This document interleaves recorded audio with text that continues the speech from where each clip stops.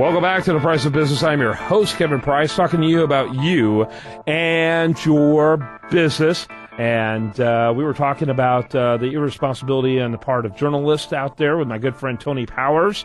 And he and I both worked in media for years and can't believe how horrible the situation has become. Here we got Representative Trey Gowdy, who's now the chairman of the new House Select Committee on Benghazi, teaching Journalism 101, a phenomenal, really I'd say it's an exchange, but it's one person talking to a bunch of journalists on Capitol Hill during a press conference. Go ahead there, Sigmund. Thank you, Jimmy. We will not waver in our commitment to see that justice is done for this terrible act in Benghazi.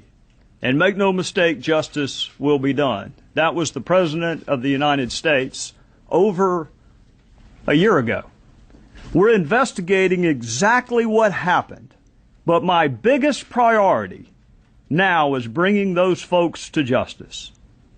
That was the President of the United States over a year ago. No one has been arrested. No one has been prosecuted. No one has been brought to justice. We don't even have access to the witnesses. You and the media were good enough for my 16 years as a prosecutor not to tell me how to do my job. And so far in Congress, y'all have been good enough not to tell me how to do my job. I'm not telling you how to do your job.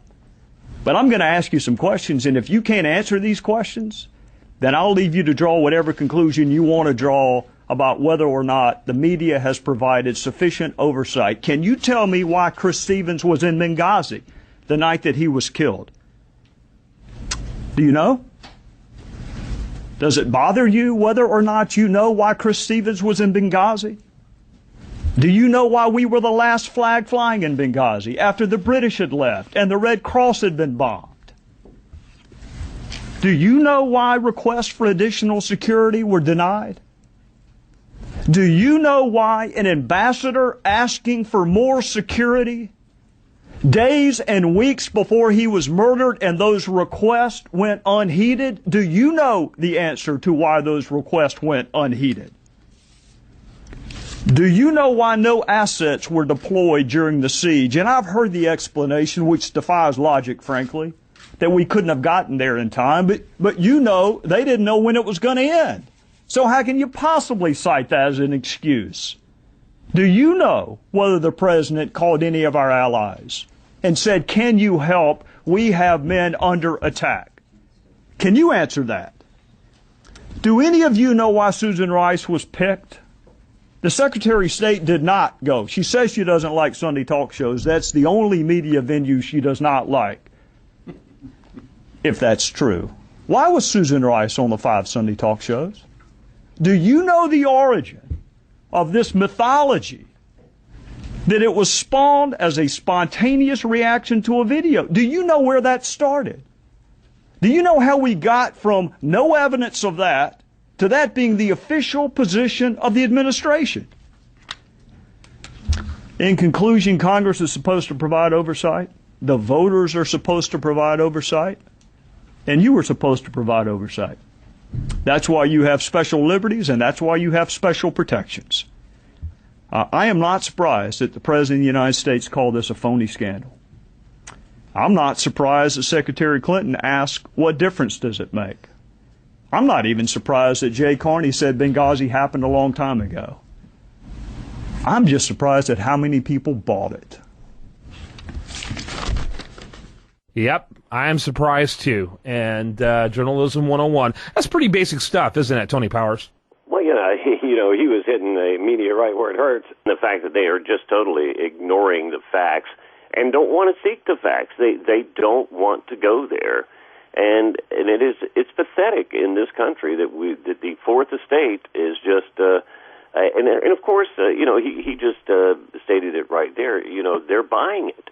They're buying into anything that this administration says, and they don't have any interest or curiosity, and that's unfortunate because the media is supposed to be our eyes and ears, and they are not doing their job, and they're letting the country down. And unfortunately, most people don't know about Benghazi. They don't know about the IRS scandal because the media has just kept them in the dark. Yeah, and it makes you mindful of Cheryl Atkinson, the journalist who over at CBS News who ended up getting fired. She resigned from CBS mainly because they made her job virtually impossible because she was asking these kind of tough questions that Gowdy was saying, why isn't anyone answering it? Hey, Congressman Gowdy, ask Cheryl Atkinson why nobody is asking these questions. Yeah, well, they're not asking the question. There's a very, and I know you understand this, there's a very incestuous relationship between the media in Washington, D.C., and this administration. I think there's like 34 different members of the media married to the administration or somehow connected through their jobs or their husbands or wives. The president and CEO of CBS is the brother of the guy who wrote the infamous video directive to Susan Rice. They have their own agenda, and of course, it's not getting out the truth to the American people. Yeah, absolutely. Absolutely. I think it's incredulous what's happening. I don't see it improving. There's something wrong. What we were talking about just before the break, these kids who are demanding that people not speak, at their graduation because they don't fit into their very stiff, very ideologically stiff, it's almost Nazi in the way they treat their worldview. And I think these journalists operate with a similar type of worldview. How can you be a journalist and not have the flexibility of pursuing the truth wherever it shows up, no matter how unpleasant that is to your worldview? Well, of course they get it from, and you're right, it comes from academia. I mean, you look at our children today, from pre-K right through 12th grade and into college, they're not being educated, they're being indoctrinated. They're not being taught how to think, but they're being taught what to think. And so, it shouldn't come as a surprise that these young people in the media today, come at it from a certain political perspective and a bias that they have been taught all of their lives in our government schools. Yeah, absolutely. That's why this is the systemic problem we have as a nation. People want to keep on talking about the exciting stuff, elections, getting people elected. Guess what? We're going to see less and less elections of people who believe in reasonable, sound, limited government. The reason why is because of the systemic problem of the way our kids are taught. They have won the war of ideas because they have taken over the place in which ideas are cultivated. And if we don't address the school situation, and don't be telling me about charter schools and other institutions that are using government-created curriculum as their framework, we got to get radical and own our children's education if we want to save this nation. It starts with your local board of your board of education. That's where it starts. It starts from the bottom up, and that's the only way we're ever going to be able to change it. Is to start at the grassroots and move up the chain, because the top-down approach is obviously not going to work. The mainstream media is going to see to that. Yep, no question about it. No question about it. Tony Powers does an awesome job as always. What have you guys been talking about on your show? Well, we've been talking a lot about Benghazi. We've been talking a lot about this IRS scandal, and in this new breaking news that Chuck Schumer. Of course, we knew that Chuck Schumer was pushing the IRS all along. So now we do know for sure that this whole IRS scandal did. Are you sure that was Senator Schumer was behind that now? Oh yeah, Schumer deeply involved in this, and he sent letters demanding that the IRS investigate these groups. And of course, that he did that hand in hand with this administration. This wasn't something that he was pushing by himself. He got his marching orders from the administration. And we see that Cummings, who actually sat on that committee, who was sitting there blasting Isa for wanting to hold Lois Lerner in contempt, Cummings himself was doing the same thing, sending letters demanding that the IRS go after these groups. So this goes way farther than some office in Cincinnati, and more and further than Lois Lerner. I mean, we have senators and congressmen who are involved in this scandal, and I hope the media shows the curiosity that they're supposed to, and actually asks some serious questions and gets to the bottom of this. Yeah, I agree with you. I don't know if they will, but there's something scary, and I'd love to know what's being taught in these journalism classes. I don't understand it, honestly. It's very alarming to me that this total disdain for accountability. It's pretty troubling. Well, it's been around for years. It was going on when I was in journalism school in college.